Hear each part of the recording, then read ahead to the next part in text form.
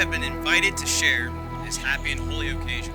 This is a service of worship in which a covenant is established and recognized between two people in the presence of God.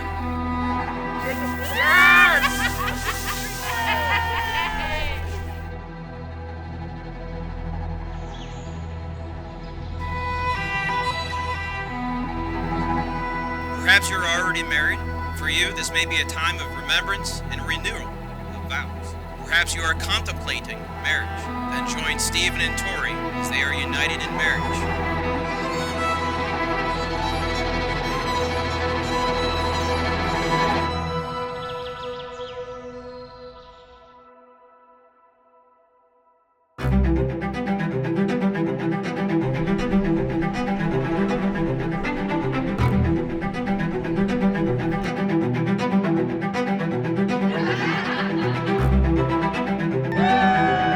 In all seriousness, you two complement each other in every way, and I'm so lucky to be able to call you both my friends and part of my family.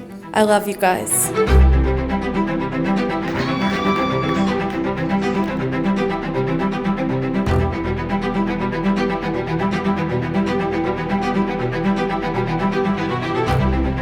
After being married for 2 years, I have lots of great advice. Have patience, don't go to bed angry, say I love you every day, compromise, and don't sweat the small things. I'm still working on taking my own advice, but you get the gist.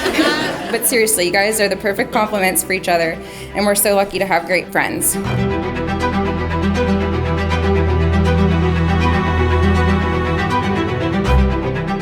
So, if at this time, we could all raise a glass to the new Mr. and Mrs. Passarello. Cheers. Cheers. What's up, Nick?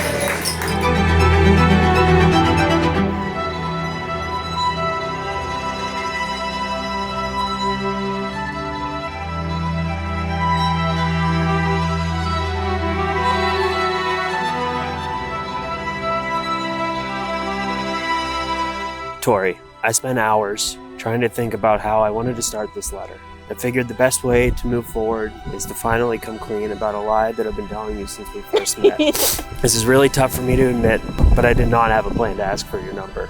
I was scared too. I think about that time a lot when I reflect on our relationship. Now I was too scared to make the single best decision of my life. It's a common theme of our relationship, but even then, when we first met, you were pushing me to take a step out of my shell and back to being a person I was able to love.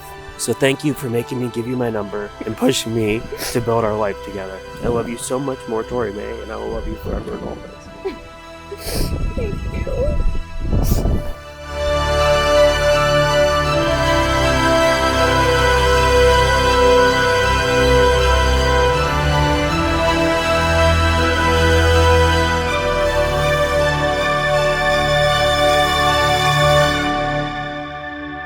I'm so glad I forced you to take my number.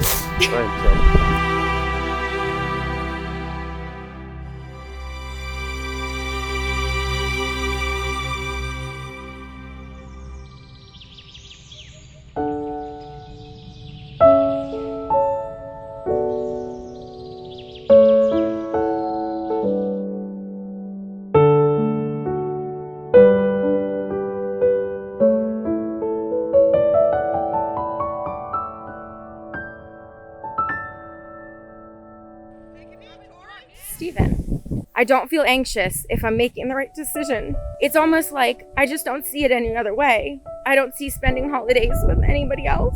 I don't see taking trips with anyone else. I don't see anyone else being so patient and understanding with me. I don't see anybody else letting me play Taylor Swift in the car as much as you do.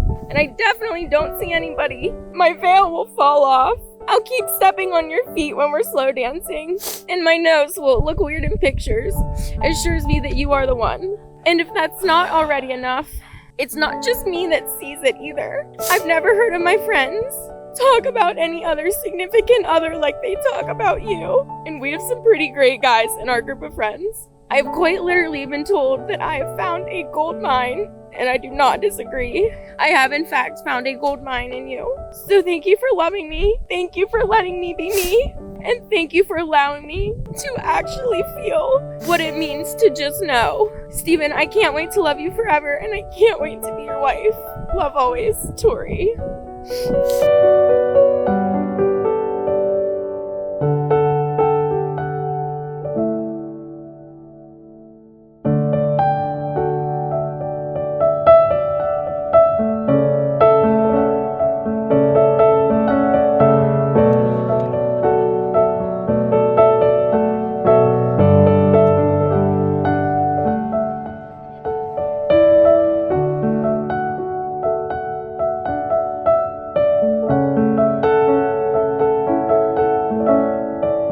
God says, husbands, love your wives, even as Christ also loved the church and gave himself for it.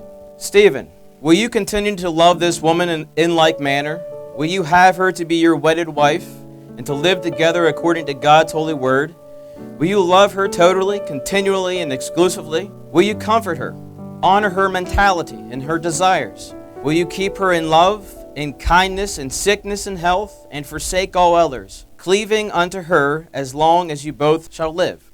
Steven, what is your answer? I will.